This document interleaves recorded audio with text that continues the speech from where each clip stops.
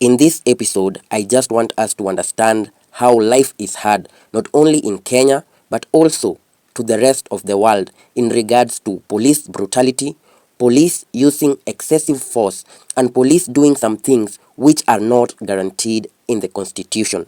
Secondly, I want us to talk about how Kenya is involved in smuggling weapons to the R.S.F, which is a militia group in Sudan.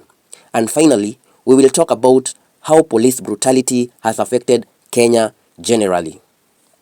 So I'm gonna break it down for you, all right? And if somebody wants to know what I mean by turn violent, all right, this is what I mean. If you resist lawful orders, you're going to jail. Let me be very clear about that. If you block an intersection or a roadway in Brevard County, you are going to jail. If you flee arrest, you're going to go to jail tired because we are going to run you down and put you in jail.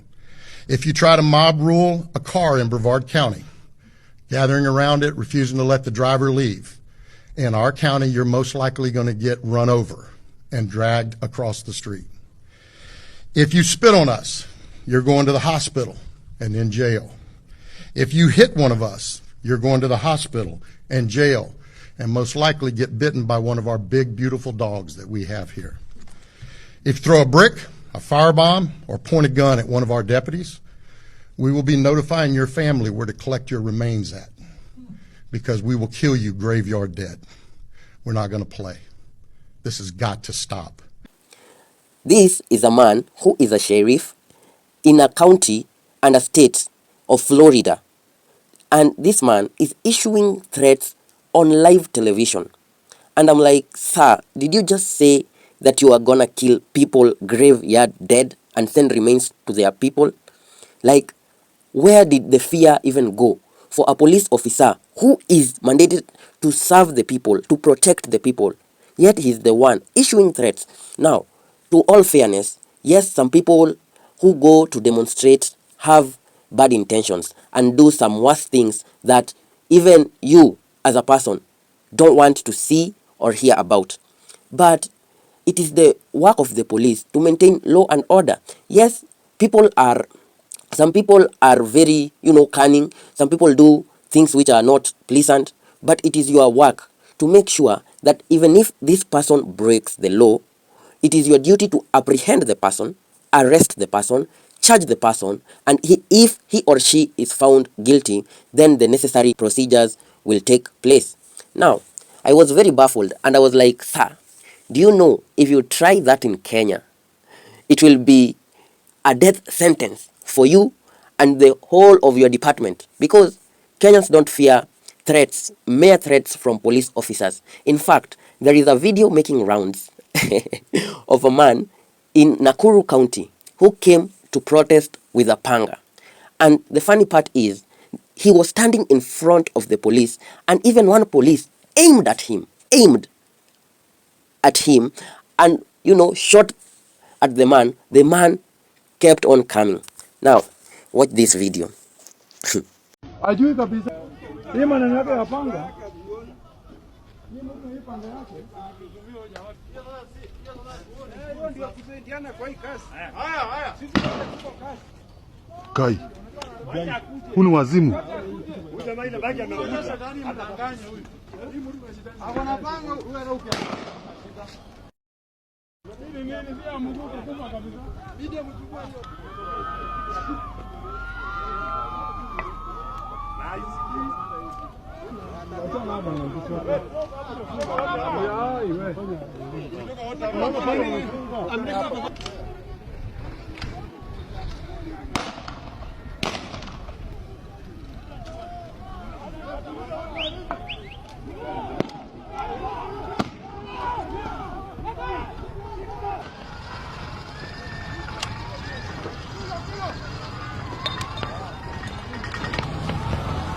Oh, yes.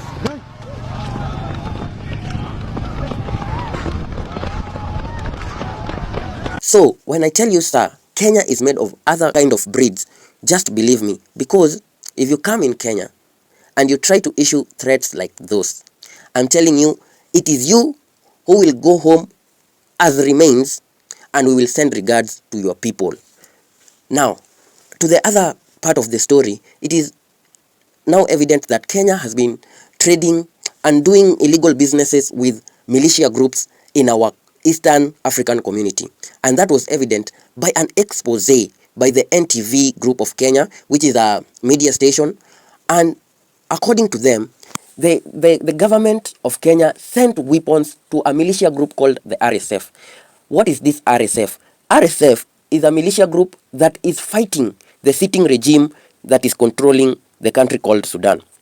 And now, it was evident that those ammunition and weapons were tagged or had names and labels of Kenya Defense Forces, of our country Kenya. And now, even if a person wants to lie, eyes don't lie. What you see, you cannot unsee it. And now, we are asking the Interior Minister of Kenya, who is Cabinet Secretary Kipchumba Murkomen, what are you doing? The Minister of Defense, I don't know, she is a lady by the name of Soipan Tuya. What are you doing in your docket if we can see our weapons are trading and are killing lives and are destroying the people of Sudan? First, how did our weapons go to Sudan? Secondly, did you know about anything that went on between Kenya and Sudan to make a deal or a pact that we can send our ammunition to aid and abet in the killing of people, mass killings? It is so sad. My country is falling apart. And if you ask them, you will find that they don't know about anything. There is someone pulling the strings, someone much powerful. And in a recent interview that the former deputy president did, we came to hear about the R.S.F and some gold deals which, Kenyans did not know about. They are doing business with the R.S.F chief of gold that is being gotten from that area, brought to Nairobi and taken to Dubai. And you can substantiate? Yes, I can. I have one time. And, diplomatically, the president cannot invite Ahmed here because he was vice president. And he asked me to invite him on his behalf. And he called me and said, sign this letter, invite Ahmed here because I want to have a discussion. When was this? Sometime 2023. Okay. And I did invite Ahmed and welcomed him and delivered him to the president. There was nothing about Kenya. They were just discussing business, about gold, about such other things. You were in that meeting? No, I introduced him and then I was told to leave because it had nothing to do with Kenya. How do you know this then? No, I'm saying if it had anything to do with Kenya, I would have sat through the meeting. But I'm the one who, after they were through, I'm the one who took him to the airport and I inquired and they are doing business. And these gold deals, there were fingers pointing the president about these gold deals. And the deputy president said this, that at one point and time, the president told him to go and take the leader of the R.S.F by the name of Mr. Hemedi, so that people may not see him, may not see the president in linking with the leader of R.S.F because it will tarnish his name. And now, I just want to ask you Kenyans, my cousins, neighbors, friends, is this the person who we want to lead our country? Doing side deals in the name of the country, is that fair? Is that right? Is that constitutional? That is the main question. And as you can see, these ministries of Interior and Defense have failed us terribly. And when I talk about the Ministry of Interior, we can now expand the topic to even police brutality and the killings that are happening in Kenya right now. As we can see, the last development was for this young man by the name of Albert Ojwang. But that is one of the many. It is only that this one came into limelight. I'm telling you for free, and I'm sure there are so many people, so many young people who have been killed, who have been abducted, who have been maimed. I can tell you, some people are lame, some people have gunshot wounds, some people are traumatized of what they went through in the hands of the police. And then you tell me we have a safe country? One thing I know, yes, good has to coexist with bad, but it doesn't mean that we will sit there comfortably seeing bad things thrive in our country. It is the high time. If anything has to be bad, let it be in our neighboring countries or maybe in other parts of the world. But Kenya should be, everything should be good. And I'm saying this because I'm confident we can do this. We don't need a president who is making deals behind our back. Someone who is so greedy, and the gluttoniness that this person has, it is very shameful. It is shambolic. It is a disgrace to Kenyans.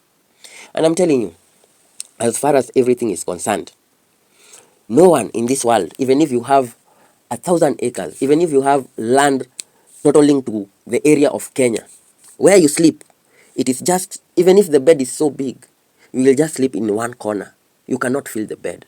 Even if you have everything in this world, you can never have satisfaction. And it is the high time, we as Kenyans, cousins, and when I say cousins, it doesn't mean it is certain people. I'm talking to all Kenyans, whether you are in Turkana, whether you are in Malaba, whether you are in Mombasa, whether you are in Machakos, Trans Nzoia, wherever you are, Wajir, Isiolo, we are all cousins and we are all Kenyans. It is the high time we rise up and take up our country. No more to police brutality. No more to bloodshedding. No more to abduction and missing people. No more to corruption and anything that is done, evil deeds by this country and this regime. It is the high time we say no to Kasongo and his uongo. It has been Anonymous Whistleblower. See you next time. Cheers. I don't want peace. I want problems always.